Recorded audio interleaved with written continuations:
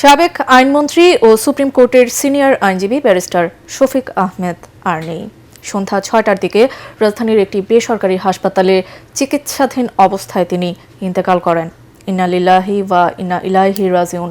মৃত্যুকালে তার বয়স ছিল ৮৯ বছর। লিভার সহ বিভিন্ন সমস্যার কারণে শনিবার তাকে হাসপাতালে ভর্তি করা হয়।